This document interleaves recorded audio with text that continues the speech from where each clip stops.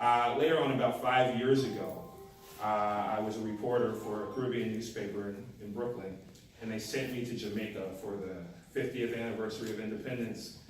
And while I was there, a buddy of mine from Kingston, he kept bugging me. He said, you gotta go to this place called Devon House, have the most amazing ice cream. And so I went to Devon House. I'm not a huge ice cream fan, but he was selling it so hard. So we get there, and he kind of set it up for me what it was.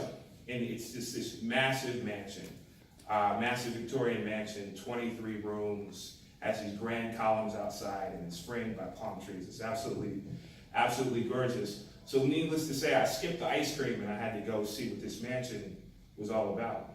So I found somebody from the staff who kind of gave me a tour and told me the story. And the mansion belonged to a African-American man, a black man from Jamaica, who was the first black millionaire in the history of Jamaica. His name was, I'm blanking here, Joseph Stiebel, sorry. So Joseph Stiebel, he was the first black millionaire in the history of Jamaica. He was a carpenter, and he basically worked on ships. And in the 1940s, he was on a ship that got caught in a really bad storm, and it wrecked right off the coast of Venezuela. He was a pretty strong swimmer growing up in Jamaica, and he was able to swim to the beach in Venezuela and survive. So kind of as he's wandering around the jungle, he finds this abandoned gold mine. And so he ended up developing this gold mine, reopening it, and it was kind of the foundation of him building all this wealth and becoming one of the wealthiest people in Jamaica, certainly the wealthiest black person. And one of the first things he did was he built Devon House. He built this incredible mansion. And the thing about Devon House is that when he built it, Jamaica was still a British colony, a British slave colony. And so the British aristocrats and the British nobles would still, visit the island, to see their estates or their plantations. And they had this terrible annoyance that they had to see this mansion owned by this black man, which was at the time the most grand mansion in all of Jamaica. So they got so angry about it that they made Jamaica build a road that went around the house so they didn't have to look at it when they came to Jamaica. So I kind of, that kind of hit me. And when I came back to the States, I had these two stories rattling around, and I said, I really want to look at who the actual first black millionaires were. And that's kind of what led me to write this book. And I think one of the reasons I felt like it was important to write this book is that we think a lot about slavery and its impact on us psychologically, physically, sociologically, but we don't think about the economic impact of slavery. That's not to downplay, the atrocities, the human rights atrocities that happened during slavery. We all know it's one of the most horrible things, in the history of the world that's ever happened. But the economic impact is something that we don't think about. That you were basically, as Abraham Lincoln said, slavery was theft of another man's wages. That you had these folks laboring from, camp to camp, from sun up to sundown, and they had nothing to show for it. Meanwhile, owning a cotton plantation at the time, in the 19th century, after the invention of the cotton gin, was just about the most profitable business you could have. So if you were to guess in the 19th century where the most millionaires were per capita, where you had the most millionaires, what town, what city, what province, you might say Paris, London, you might even say Milan, something like that. It's actually a place called Natchez, Mississippi.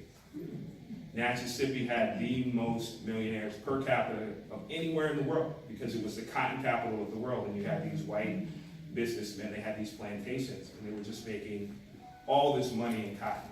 Meanwhile, the people that were actually doing the work had nothing.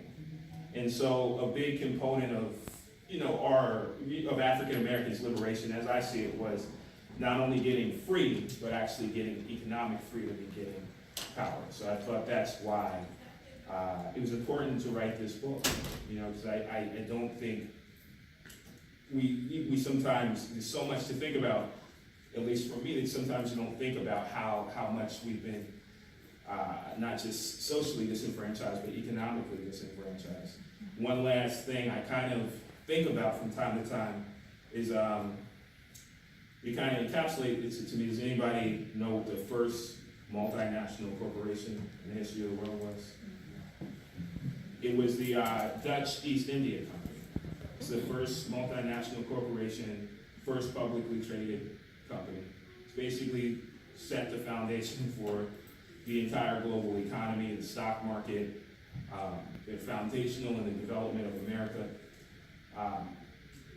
And you know, they traded spices and candles and all sorts of things, and they also traded people. So, you know, they traded African Americans. They were instrumental in the slave trade. So slavery and agriculture, production, and, you know, basically the forced labor that occurred in this country, it was fundamental to the economic development of this country, but African Americans did not get to participate in that prosperity. So so that part of the story is really what I wanted to tell. What did African Americans have to go through to gain economic empowerment? What was the resistance to that? And why was that so important? So this book basically tells the story of the very first group of African Americans to come out of slavery and what they did with the money. It starts with two particular people, Mary Ellen Pleasant, who was a free black woman. She grew up on the island of Nantucket in the 1820s and 1830s. And this was during the whaling boom, you know, the whaling boom we read about in Moby Dick, you know, where folks were making so much money, you know, spearing these whales for the whale blubber to make candles and all sorts of things to provide light. So she grew up in Nantucket. She was a free black woman, but she was sent to Nantucket by her father to get schooling, because it was really only one of two places where an African American could go to school during the slave period: Nantucket and Cincinnati, Ohio. So her father sent her down there to stay with some white friends, some Quaker friends, so she could go to school. But they didn't put her in school. And so she ended up working for the family instead. And you know, what she did is she took advantage of it by kind of studying what was going on around her with this big commodity boom, this big whaling boom. So when she got older in the 1940s, the gold rush happens. And you know, she decides to go out to San Francisco during the gold rush, this, you know, second big commodity boom of the 19th century, with third after cotton. So she decides to go out there, which is very rare because it was a frontier. There's not a lot of women in San Francisco and California during the gold rush, certainly not a lot of African Americans, not a lot of African American women. So she went out there and she made her fortune investing in all sorts of businesses, laundries, boarding houses, and she took the money that she made and she gave it to the rebel John Brown, who created a slave revolt, the raid on Harper's Ferry. You know, he was eventually killed, but the raid on Harper's Ferry upset people so much that a lot of people think it instigated the Civil War, which brought about the end of slavery.